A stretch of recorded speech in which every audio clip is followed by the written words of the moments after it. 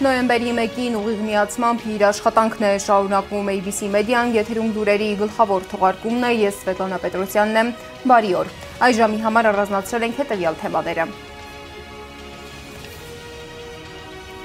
Գործարկվել է ոստիկանության գվարդիանային ղեկավարի Հայկ Բաբայանը։ 75-ամյա արցախցի կինն անհետացել է, նա փորձել է վերադառնալ Արցախ։ 3 տարեկան Տիգրանի որոնողական աշխատանքները շարունակվում են, երեխայից դեռ նորություն չկա։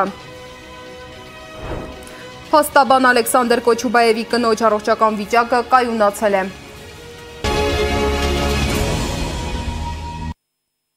Այսօր Հայաստանի Հանրապետությունում պաշտոնապես գործարկվել է ներքին գործերի նախարարության ոստիկանության գվարդիան, որի հրամանատար է նշանակվել Հայկ Բաբայանը։ Նոր ստորաբաժանման կազմավորման նվիրված շրջայց միջոցառմանը մասնակցել է նաև Նիկոլ Փաշինյանը։ Նա ընդգծել է, որ բարեփոխումը մի բան է, որը երբեք չի ավարտվում։ Ըստ Փաշինյանի, սա կարևոր մի փուլ է ոստիկանության եւ առհասարակ ներքին գործերի նախարարության համակարգի բարեփոխումների համար։ Ունի ձեռքերի բավական մեծ քանակի, սա գլոկներն են, սրանք հակագազերն են։ Նոր է։ Այո, լրիվ ինչ տեսնում։ Սրանք լրիվ նոր են։ Այո, սա հայկական արտադրության է, բան վերջացրել, տեսնեք նաև փորձարկված տարբերակը, որ ինքը շատ լավ պաշտպանում է ծառայողներին, շատ լավն են, սրանք են բավական լավ որակի, սա հայկական չէ, հայկական։ Սա հայկականը հաստատ, այո։ Սա էլ է ֆրանսիական։ Նույն ֆիրմանա, որից որ հատուկ միջոցառում։ Մենք բավարար քանակի, այո, հաշվարկած, ինչ քանակի որ անհրաժեշտ է, այո։ Այսինքն ամեն ինչը բավարար քանակի։ Այո, մենք մատակարարում ենք ուղղակի ժամանակակից, ինչը կարևոր չէ։ Նախկինում Սրանք ունեցել են, բայց ոչ որակի պահանջը, ավելի բարակ տարբերակներն են եղել, իսկ այս պահին շատ ավելի լավ են։ Սրանք էլ այլ օրինակներն են, սահմանական ոստիկանության են որոշել հատկացել, սա քիմիական ոստիկանություն է, պաշտպանական բաներ։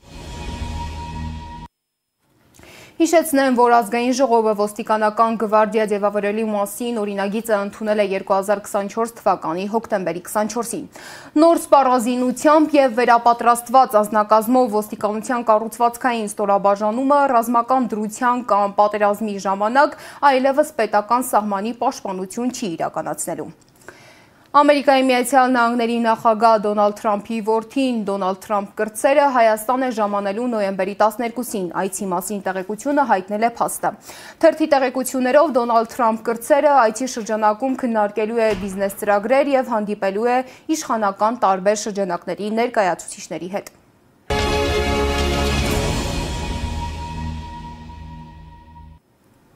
Արցախցի Տարեց կին է անհետացել, 75-ամյա կինը հավանաբար փորձել է գնալ Արցախ։ Ահա տեսնում եք Ժաննա Անտոնյանի լուսանկարը, որը հրապարակել է իշխանություն լրատվականը։ Տատիկի անհետանալու մասին պատմել է նրա թոռը, պարզվում է, որ տատը 3 ժամը 3-ի սահմանում դուրս է եկել տնից եւ այլևս չի վերադարձել։ Նա հիշողության խնդիրներ ունի։ Կինը Արցախից է եւ չի հաշտվել հայրենիքի կորստի հետ։ Կորչելուց առաջ ամեն օր իրերն է հավաքել եւ պատրաստվել վերադարձի։ Անընդհատ ասել է, իմ տունն եմ գնալու։ Դա է պատճառը, որ թոռը մտածում է, որ նա փորձել է գնալ Արցախ, նրան որոնում են։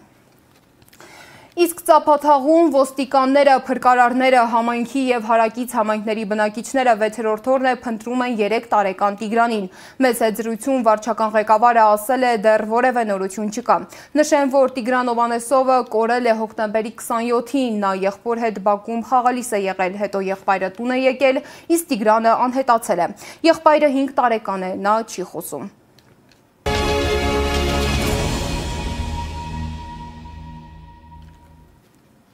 Հայաստանի ազգային ժողովի նախկին պատգամավոր Արման Բաբաջանյանը հայտնվել է մեղադրյալի աթոռին դատարանի օրինական ուժի մեջ մտնած վճիռը չկատարելու համար, հայտնել է Հույդան։ Բաբաջանյանը 3 տարի շարունակ հրաժարվել է կատարել դատարանի որոշումը, հերքել զրպարտությունը եւ ներողություն խնդրել։ Իսկ փաստաբան Ալեքսանդր Կոչուբաևի կնոջ վիճակը կայունացել է, հայտնել է նրա գործընկեր Արիկ Ալեքսանյանը։ Ալեքսանյանը նաև նշել է, որ Կոչուբաևի նկատմամբ հարուցված քրեական գործը արդեն դատարանում է եւ այժմ սպասում են առաջին նիստի նշանակմանը։ Հիշեցնեմ, որ Կոչուբաևի կնոջ վիճակը վատացել է ծննդաբերությունից հետո։ Ալեքսանյանը բաց նամակով դիմել էր Հայաստանի գլխավոր դատախազին, խնդրելով վերացնել փաստաբան Կոչուբաևի նկատմամբ ընտրված խափանման միջոց կալանքը։ Օրեր առաջ կալանքը փոխարինվել է չբացակայելու արգելքով։ Մեր ձևով շարժման համակարգող Ալիկ Ալեքսանյանը տեսանյութ է տարածել եւ անդրադարձել բնակչության համար էլեկտրաէներգիայի սակագնի իջեցման եւ էլեկտրաէներգիայի կորստի թեմային։ 2015 թվականին հեծի կորուստը կազմել է շուրջ 14%։ 2015 թվականի ավարտին Տաշիր ընկերությունների խումբը գնել է Հայաստանի էլեկտրական ցանցերը եւ այս տարիների ընթացքում ներդրումների, սարքավորումների թարմացման, նոր գծերի կառուցման եւ հետեւողական աշխատանքի արդյունքում կորուստը նվազեցրել ենք 6.5-6.7%։ Եվ այս ամենի արդյունքում սակագինը չի բարձրացել։ Եվ Սամվել Կարապետյանը մեզ բոլորիս խոսք է տվել, որ մինչև 2035 թվականը սակագինը չի բարձրանալու։ Եվ այս ամենի արդյունքում առաջացել են հավելյալ խնայողություններ։ Եվ մինչ սկսել այս քաղաքական process-ների 5 ամիս առաջ մենք դիմել ենք պետությանը, որպեսզի բնակչության սակագինը նվազեցնենք։ Ինչ որ մարդիկ, ինչ որ իմ համար անհայտ մաթեմատիկայի հաշվարկների արդյունքում ինչ որ 20 լումայից ենք խոսում։ Մենք խոսում ենք 3 դրամի մասին եւ պահանջում ենք սակագինը նվազեցնել, բնակչության սակագինը նվազեցնել 3 դրամով։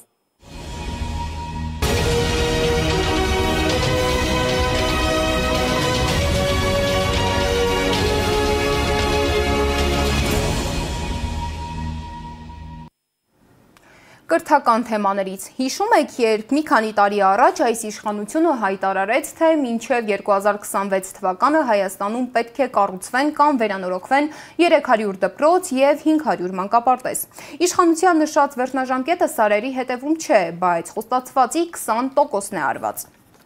Ես ինքս իմ օգնականը անձամբ զանգել ենք ցուցակում հայտնված 300 դպրոցներին հատ-հատ եւ հստակ ու վստահաբար կարող եմ ասել, որ այս պահի դրությամբ նախարարությունից ստացված պատասխանով հոկտեմբերի դրությամբ 56 դպրոց է պատրաստ եւ զանգերի կեսից ավելիի մեջ դեռևս նոր սկսված է շինարարությունը, դրանց կեսը դեռևս ոչինչ սկսված չէ։ Առաջարկում եմ նաև դիտել Նիկոլ Փաշինյանի հայտարարությունը, որտեղ նա նշում է, որ մինչև 2026-ը պետք է վերանորոգվի 300 դպրոց եւ 500 մանկապարտեզ։ Մինչև 2026 թվականը Հայաստանում 500 մանկապարտեզ կառուցելու մեր ծրագիրը մեկնարկել է եւ սա ոչ միայն պիտի կրթությունն իսկապես հասանելի դարձնի մեր երկրի բոլոր երեխաներին, այլև երիտասարդ մայրիկներին աշխատաշուկան համալրելու հնարավորություն պիտի տա։ Հանրակրթության ոլորտում հաջորդ կարևորագույն ինստիտուցիոնալ փոփոխությունը 300 դպրոցների կառուցման, հանրակրթության պետական չափորոշիչի ընդունման շարքում ուսուցիչների կամավոր ատեստավորման գործընթացն է, որը նույնպես մեկնարկել է 2021 թվականին ու պիտի լինի շարունակական։ Այս թեմային անդրադարձել է նաև Ազգային ժողովի Հայաստան խմբակցության падգամավոր Մհեր Մելքոնյանը։ Նա հիշեցրել է, որ սկզբում այդ հայտարարությունը ներկայացվում է որպես կրթական հեղափոխության սկիզբ, սակայն այսօր 2025 թվականի վերջին խոստացված կրթական հեղափոխությունը վերածվել է չիրականացված ծրագրերի եւ հերթական թվերի մանիպուլյացիաների։ Խոսքերը շատ են եղել, արդյունքը չնչին։ Միայն Շիրակի մարզում, որտեղ իշխանությունը խոստացել էր կառուցել կամ վերանորոգել 58 դպրոց եւ 56 մանկապարտեզ, 2025 թվականի հոկտեմբերի 1-ի դրությամբ շահագործման է հանձնվել ընդամենը 8 դպրոց եւ 29 մանկապարտեզ։ Սա է նրանց խոստացված առաջընթացը։ Այս թվերն ինքնին դատավճիռ են։ Դատավճիռ անպատասխանատվության, անգործության եւ պետական մտածողության բացակայության։ Դե խոսք տալու մեջ այս իշխանությանը հավասարը չկա։ Խոստումներ անսահման, պատասխանատվություն զրոյական, պարոնայք ՔՊՀ-ականներ, Կրթական համակարգը փլուզվում է ոչ թե ժամանակի կամ միջոցների պակասից, այլ իշխանության կամքի եւ խղճի բացակայությունից։ Այսօր, երբ մեր կրթական համակարգը կանգնած է լուրջ մարտահրավերների առաջ, գործող իշխանությունը շարունակում է զբաղվել կեղծիքով եւ ինքնագովազդով։ Նրանք խոսում են կառուցելու մասին, բայց իրականում փակում են ապագան։ Այդ մասին է վկայում մեկ այլ ծրագիր, որով կառավարությունը նախատեսում է Շիրակի մարզում փակել 40-ից ավելի դպրոց։ Այսինքն, խոստացված կառուցման եւ զարգացման փոխարեն մենք ստանում ենք փակվող կրթօջախներ։ Այս իշխանությունը ոչ թե կառուցում է Հայաստանի ապագան, այլ հերթական անգամ փակում դրա դռները։ Իսկ ատեստավորումը, որը պետք է լիներ գործընթաց ուսուցիչների հմտությունների գնահատման համար, իրականում դարձել է գլխացավանք։ Ժամկետների բազմակի փոփոխությունները, նախարարության հավաստիացումները իբր լրացուցիչ հնարավորությունների մասին ցույց են տալիս, որ համակարգը դեռևս չի աշխատում։ Կրթության փորձագետներն էլ ասում են, խնդիրը միայն օրացույցի փոփոխությունը չէ։ Խնդիր կա մեթոդների, գնահատման անընդհատ փոփոխվող կանոնների մեջ, որը ստեղծում է ավելորդ ստրես ու անորոշություն։ Սեդամակարյանն է անդրադարձել թեմային։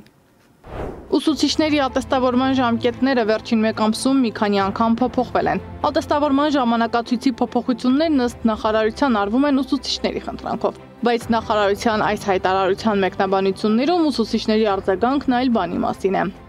Հաշվի առնելով բազմաթիվ ուսուցիչների մտահոգություններն ու Հայաստանի կրթության, գիտության, մշակույթի եւ սպորտի նախարարություն ուղարկված դիմումները, տեղեկացնում ենք, որ ուսուցիչների կամավոր ատեստավորման ժամանակացույցում կատարվել են փոփոխություններ Հայաստանի ԿԳՄՍ նախարարի 2025 թվականի հոկտեմբերի 27-ի հրամանով։ Ատեստավորման անցկացման օրերը մեկ շաբաթով հետաձգվել են, ինչն ուսուցիչներին ատեստավորմանը պատրաստվելու լրացուցիչ հնարավորություն կընձեռի։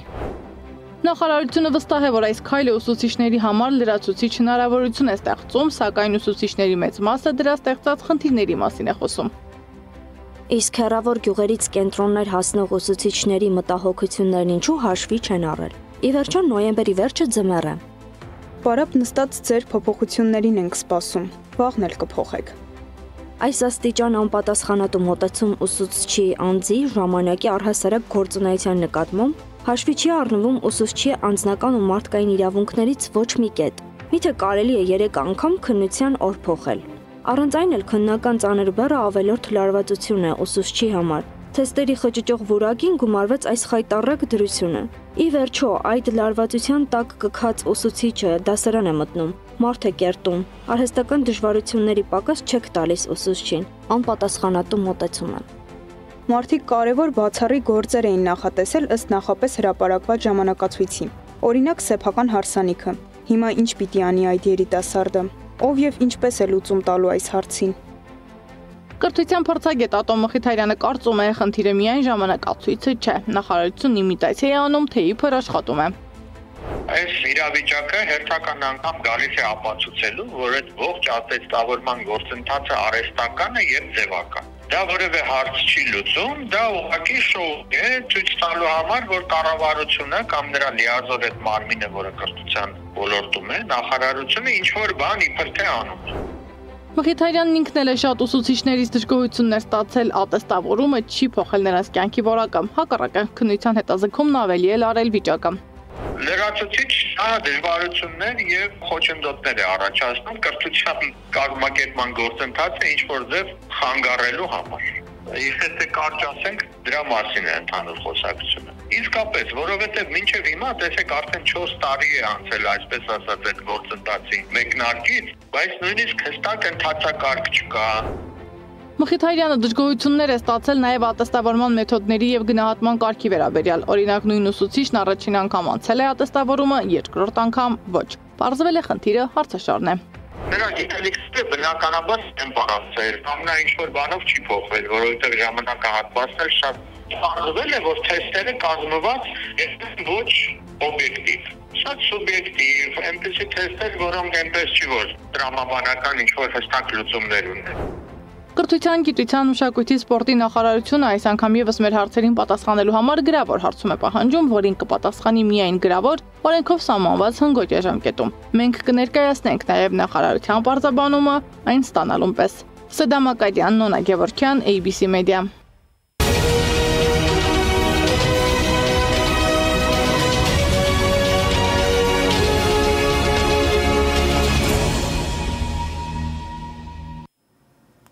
Միջուկային զենքի աշխարհում լարվածությունը հասել է նոր մակարդակի։ Մի կողմից Ամերիկայի Միացյալ Նահանգները հայտարարում է միջուկային փորձարկումների վերսկսման մասին, մյուս կողմից Ռուսաստանն արդեն ցուցադրում է իր նոր հրթիռային հզորությունը։ Գերտերությունների ուժերի այս ցուցադրությունը մեկ նպատակ ունի՝ ցույց տալ, որ խաղաղությունը խոցելի է, իսկ պատերազմի վտանգը երբեք հեռու չէ։ Ինչն է զսպում պատերազմը եւ ինչ մակարդակի վտանգի առաջ են կանգնած աշխարհում, դիտենք ռեպորտաժը։ Հայտարարում է միջուկային փորձարկումների վերսկսման մասին, Ռուսաստանն արդեն իսկ ցույց է տալիս իր ուժերը։ Նախ Բուրավեսնիկ միջմայրցամաքային թևավոր հրթիռի փորձարկմամբ, ապա Պոսեյդոն ստորջրյա հեռակառավարվող սարքը խաղադաշտ մտցնելու հայտարարությամբ։ Ինչու է Ռուսաստանն ակտիվացել այս դաշտում, պարզաբանում է ամերիկագետ Սուրեն Սարգսյանը։ Միացյալ Նահանգները պատրաստվում էր Ուկրաինային տրամադրել իրենց ամենազարգացած եւ ամենահզոր զենքերից մեկը, այսինքն հրթիռներից մեկը տամահավք կոչվող հրթիռները, որոնք բավականին լուրջ զինատեսակներ են եւ կարող են խոցել թիրախներ Ռուսաստանի ամենախորքում։ Ռուսաստանի մեսիջը Միացյալ Նահանգներին այն է, որ եթե դուք Ուկրաինային այսպիսի զինատեսակներ եք տրամադրում, մենք ստիպված ենք լինելու առավել հզոր զինատեսակներ կիրառել մարտի դաշտում։ Համենայն դեպս Թրամփը չի ուշացնում պատասխանը, հանձնարարելով վերսկսել միջուկային զենքի փորձարկումները։ Նա նաև վստահորեն հայտարարում է. Միացյալ Նահանգներն ավելի շատ միջուկային զենք ունի, քան որևէ այլ երկիր։ Ես չեմ կարծում, որ այստեղ խոսքը գնում է միջուկային պատերազմի մասին, ամենայն դեպս Ռուսաստանը ըստ էության զգուշացնում է, որ եթե դուք ավելի հզոր զենքեր եւ հրթիռներ մատակարարեք Ուկրաինային, ապա բնականաբար ես էլ իմ հերթին ինձ իրավունք եմ վերապահելու առավել հզոր զենքերով հարվածել Ուկրաինայի խորքին, մայրաքաղաքին եւ այլն։ Կարծում եմ, այստեղ դեռևս խոսքը գնում է ուժի ցուցադրման կամ սպառնալիքի կամ այսպես ասենք մկանների ցույց տալու մասին։ Հենց այս սցենարով էլ Ռուսաստանի Դաշնության նախագահի մամուլի քարտուղար Դմիտրի Պեսկովը փորձեց մեղմել լարվածությունը, հայտարարելով, որ Բուրավեսնիկ հրթիռի փորձարկումը ոչ մի կերպ չի կարող միջուկային համարվել։ Հակառակ բևեռում ԱՄՆ նախագահ Դոնալդ Թրամփի նախկին ազգային անվտանգության խորհրդական Մայքլ Ֆլինի հայտարարությունն է։ Պատերազմը դառնում է անխուսափելի, ամուր կապեք ձեր կոշիկները, զինվորականներ։ Բայց քաղաքագետ Ստեփան Դանիելյանը այս հայտարարությունների մեջ միջուկային պատերազմի վտանգ չի տեսնում։ Իսկ ինչ վերաբերվում է նրան, որ արդեն նման հայտարարություններ են անում, զինավառություններ են անում հրթիռների հետ, որոնք կարող են նաև միջուկային զենք տեղափոխել, ապա դա աշխարհաքաղաքական վիճակն է, որը ստեղծվել է աշխարհում, այսինքն բոլոր միջազգային հարաբերությունները փլուզվել են, միջազգային ինստիտուտները ըստ էության արդեն չեն գործում, եւ հիմա, այսպես ասած, խաղաղությունը հիմնված է ուժի վրա։ Իսկ Եվրոպան շարունակում է խոսել խաղաղության մասին։ Գերմանիայի արտաքին գործերի նախարար Յոհան Վադեֆուլը հայտարարել է, որ չնայած լիովին չեն հասկացել, թե ինչի նկատի ունի ԱՄՆ նախագահը, բայց կարևոր է, որ բոլոր միջուկային պետությունները պահպանեն իրենց մորատորիումները։ Քաղաքագետ Ստեփան Դանիելյանը նույնպես շեշտում է այդ մորատորիումների կարևորությունը։ Միջուկային զենքը դա խոշոր պատերազմի զսպման գործիք է։ Եվ հենց միջուկային զենքի շնորհիվ է, որ աշխարհում մեծ պատերազմներ չեն գնում գերտերությունների միջև։ Գերտերությունների ուժերի ցուցադրման մեկնարկը տրված է։ Կարգախոսն էլ վաղուց հայտնի խոսքն է։ Խաղաղություն ես ուզում, պատրաստվիր պատերազմի։ Այժմի համար առանձնացրել էինք այսքանը, հետևեք մեզ YouTube-ում, Telegram-ում, Instagram-ում եւ Facebook-ում կամ այցելեք մեր պաշտոնական կայք 3w.abc.media.am։ Մնացեք խաղաղությամբ, բարի գիշեր։